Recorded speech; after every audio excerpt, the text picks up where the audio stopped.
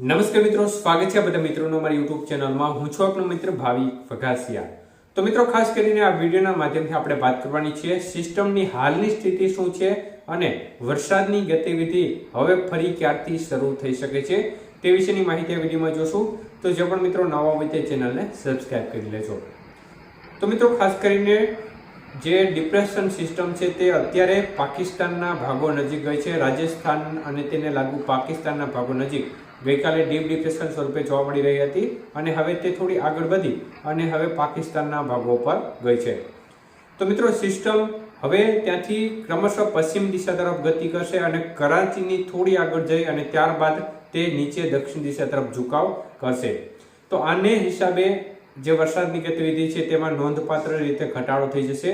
પહેલા સિસ્ટમ જે કચ્છના ભાગો નજીકથી નીચે આવવાની શક્યતાઓ દેખાતી હતી, પરંતુ હવે થોડી સ્થિતિમાં બદલાવને કારણે સિસ્ટમ થોડી આગળ જઈને દક્ષિણ દિશા તરફ ઝુકાવ લેશે, જેના પરિણામે વરસાદની જે શક્યતાઓ જે પશ્ચિમ સૌરાષ્ટ્રના ભાગો સુધી હતી તેમાં નોંધપાત્ર રીતે ઘટાડો થઈ જશે।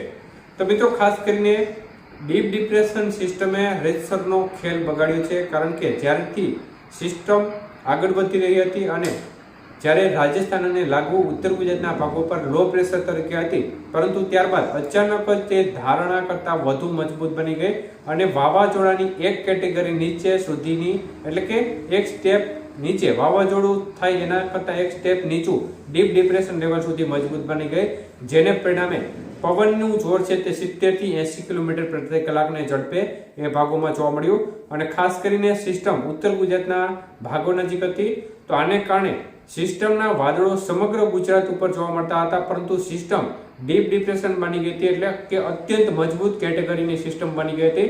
તો જેને પરિણામે સમગ્ર ગુજરાતમાંથી સિસ્ટમે ઝડપથી ભેજ ખેંચી લીધો અને જે વરસાદ શરૂ હતો એ વિસ્તારમાં પણ વરસાદ બંધ થઈ ગયો અને ભેજ ખેંચી અને સિસ્ટમની આજુબાજુનો ભાગ હતો તે વિસ્તારમાં ભેજ એકત્ર થતા એ વિસ્તારમાં તીવ્ર વરસાદ પડ્યો અને રીતસરનું મેઘતાંડવ કચ્છનો રાપર, બનાસકાંઠાના સુઈગામ, ભાભર સહિતના વિસ્તારો છે, વાવ સહિતના વિસ્તારો છે, તેમાં રીતસરનું મેઘતાંડવ કરી નાખ્યું અને અત્યંત તીવ્ર વરસાદ 10 ઇંચ કરતા વરસાદના આંકડા, અમુક સેન્ટરોમાં 15 ઇંચ કરતા વરસાદના આંકડા જોવા મળ્યા। તો આ પ્રકારની સ્થિતિને કારણે જે સૌરાષ્ટ્રના બાકીના ભાગોમાં વરસાદની શક્યતાઓ હતી તેને પરિણામે મતલબ કે સિસ્ટમ ડીપ ડિપ્રેશન થઈ ગઈ, જેને પરિણામે સમગ્ર જે વિસ્તાર હતો તે ઘટી ગયો અને જો સિસ્ટમ આ સંજોગોમાં આ લેવલ ઉપર લો પ્રેશર સ્વરૂપે હોત તો સમગ્ર ગુજરાતને સારા વરસાદનો લાભ ચોક્કસપણે મળત। 6 તારીખ સુધી બધું બરોબર હતું, પરંતુ ત્યારબાદ સિસ્ટમ એકંદરે જોરદાર મજબૂત થઈ, જેને પરિણામે જે સૌરાષ્ટ્રના ભાગમાં વરસાદ ચાલુ હતો તે પણ બંધ થઈ ગયો અને જે વરસાદનો વિસ્તાર છે તે ખૂબ ટૂંકો થઈ ગયો। તો ગઈકાલે ઘણા મિત્રો પૂછી રહ્યા હતા કે સિસ્ટમ મજબૂત થાય તો વરસાદનો વિસ્તાર કેમ ઘટી જાય। તો મિત્રો, જેમ સિસ્ટમ મજબૂત હોય તેમ તેના વિસ્તાર ઓછા હોય, જેમ સિસ્ટમ નબળી હોય મતલબ કે સાયક્લોનિક સર્ક્યુલેશન કે લો પ્રેશર સ્વરૂપે હોય તો આ સંજોગોમાં વિસ્તાર ખૂબ મોટા હોય છે અને જે વરસાદની માત્રા છે તે પણ બધી બાજુ જોવા મળતી હોય છે, પરંતુ જ્યારે સિસ્ટમ અત્યંત મજબૂત કેટેગરીની થતી હોય છે ત્યારે તેના વિસ્તાર ખૂબ સીમિત થઈ જતા હોય છે। આપણે 2015માં પણ જોયું હતું કે ડીપ ડિપ્રેશન સિસ્ટમ છે તે અરબી સમુદ્રમાંથી આવી અને અમરેલી ઉપર રીતસરનું મેઘતાંડવ જોવા મળ્યું હતું। તો આ જે અમરેલી અને તેની આજુબાજુના ભાગમાં જ વરસાદની તીવ્રતા વધુ હતી, બાકીના ભાગોમાં વરસાદનું પ્રમાણ ખૂબ ના બરાબર હતું, એટલે કે સિસ્ટમ અત્યંત મજબૂત હતી ત્યારે પણ, જેને પરિણામે વરસાદના વિસ્તાર છે તે ખૂબ ટૂંકા હતા। તો મિત્રો, આ પ્રકારની સ્થિતિના કારણે જે સૌરાષ્ટ્રના ભાગોમાં વરસાદની ગતિવિધિ ઓછી રહી છે।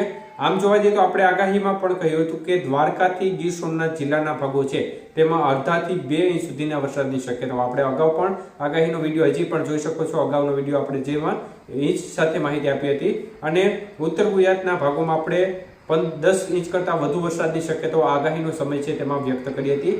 તો આમ જોવા જઈએ તો આગાહી મુજબ જ વરસાદ પડ્યો છે, પરંતુ જે સૌરાષ્ટ્રમાં ધારણા હતી છૂટાછવાયા ભાગોમાં વરસાદની ગતિવિધિ ઓછી પણ જોવા મળી છે, તો તે વિસ્તારમાં ચોક્કસપણે ઓછું રહ્યું છે, એટલે આ પ્રકારની સ્થિતિ બની છે। ચોમાસું ધારી છે તે અત્યારે ડિપ્રેશન સિસ્ટમ છે ત્યાંથી લઈ અને રાજસ્થાનના ભાગો પરથી, એમપીના ભાગો પરથી બંગાળની ખાડીના ભાગો સુધી જઈ રહી છે। તો અત્યારે બંગાળની ખાડીમાં વધુ એક સિસ્ટમ જોવા મળી રહી છે। તો હાલ વરસાદની ગતિવિધિ એકંદરે સ્ટોપ થઈ ગઈ છે। હજી આજે પશ્ચિમ કચ્છના ભાગો છે, ઉત્તર કચ્છના ભાગો છે તેમાં થોડી અસર જોવા મળશે અને છૂટો છવાયો વરસાદી માહોલ એ ભાગોમાં હજી જોવા મળશે, પરંતુ બાકીના વિસ્તારો છે તેમાં વરસાદની ગતિવિધિમાં સંપૂર્ણપણે ઘટાડો થઈ જશે. ક્યાંક ક્યાંક સીમિત વિસ્તારોમાં વરસાદ પડે, બાકી સંપૂર્ણપણે વરસાદની ગતિવિધિ ઘટી જશે. તો હવે આપણા મનમાં સવાલ એ થાય છે કે વરસાદની ગતિવિધિ હવે ફરી ક્યારે શરૂ થશે? તો મિત્રો આજે 9 તારીખ થઈ ગઈ છે. 9, 10, 11 અને 12 તારીખ સુધીના સમયગાળા દરમિયાન એકંદરે વાતાવરણ ખુલ્લું રહેવાની સંભાવના છે. અમુક દિવસે ક્યાંક ક્યાંક છૂટાછવાયા ભાગોમાં વરસાદની ગતિવિધિ જોવા મળે અને ઝાપટા પડે, બાકી ખાસ કોઈ મોટો વરસાદ આ તારીખોમાં જોવા મળે તે પ્રકારની સંભાવના અત્યારે ઓછી દેખાય છે. પરંતુ બંગાળની ખાડીવાળી સિસ્ટમ ક્રમશઃ ધીમે આગળ વધી અને મહારાષ્ટ્રના ભાગો નજીક આવે તો આ સંજોગોમાં 12 તારીખના બપોર બાદના સમયગાળા દરમિયાન દક્ષિણ ગુજરાતના ભાગોથી ફરી એકવાર વરસાદની શરૂઆત થઈ શકે છે. મધ્ય પૂર્વ ગુજરાતના ભાગોમાં પણ ક્યાંક ક્યાંક ગાજવીજ વાળો બપોર પછીનો જે મંડાણી ટાઈપનો વરસાદ હોય તે પ્રકારનો વરસાદ શરૂ થઈ શકે છે. અને 13 તારીખથી હાલની અપડેટો મુજબ જોવા જઈએ તો સૌરાષ્ટ્રના કાંઠા વિસ્તાર એટલે કે ભાવનગરથી જૂનાગઢના પટ્ટામાં પણ છૂટો છવાયો જે ગાજવીજ વાળો વરસાદ બપોર બાદ જોવા મળતો હોય છે તે પ્રકારનો વરસાદ આ વિસ્તારમાં પણ જોવા મળે તે પ્રકારની શક્યતાઓ અત્યારે બનતી નજર પડી રહી છે.